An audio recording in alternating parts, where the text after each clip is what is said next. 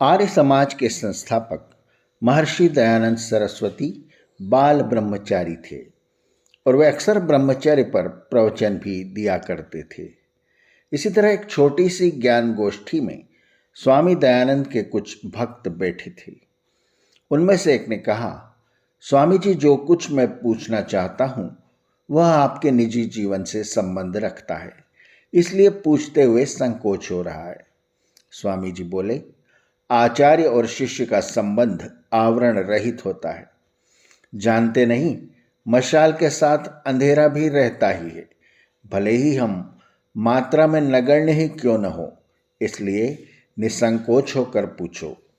तब उस महानुभाव ने पूछा, महाराज, क्या कभी काम ने आपको नहीं सताया? प्रश्न सचमुच बड़ा बेढब था। यह सुनकर स्वामी जी ने नेत्र बंद कर लिए और कुछ क्षण मौन हो गए। फिर बोले, प्रश्न सचमुच समझदारी का है। शिष्यों को गुरु से और गुरु को शिष्यों से कुछ भी छिपा कर नहीं रखना चाहिए, तभी तो शिष्य उच्च बन सकते हैं। हालांकि काम मेरे समीप नहीं आया, न ही मैंने उसे देखा है। यदि आया भी होगा तो मेरे मस्तिष्क और हृदय के द्वारों को बंद देखकर निराश ही लौट गया होगा। मेरे मस्तिष्क और हृदय को वेद भाष्यादि के लेखन तथा शास्त्रार्थों से अवकाश ही कहाँ मिलता है, जिससे बचे समय में मेरा हृदय तथा मस्तिष्क का द्वार बाहर की ओर खुले और मैं इस निम्न देहिक स्तर पर आकर यहाँ के दृश्य देखूं, सुनूं और उस पर ध्यान दूं।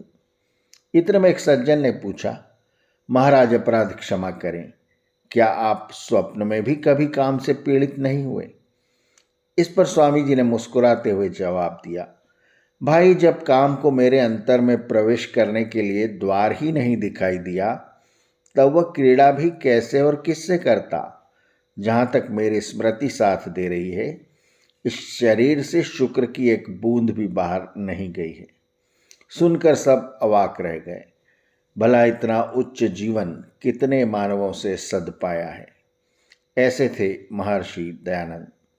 आर्यावर्त की कहानियाँ चैनल को सब्सक्राइब करें और बेल आइकन के बटन को दबाएं, ताकि जब हम आपको नई कहानियाँ सुनाएं तो उसकी सूचना आपको तुरंत मिल जाए। धन्यवाद। नमस्ते।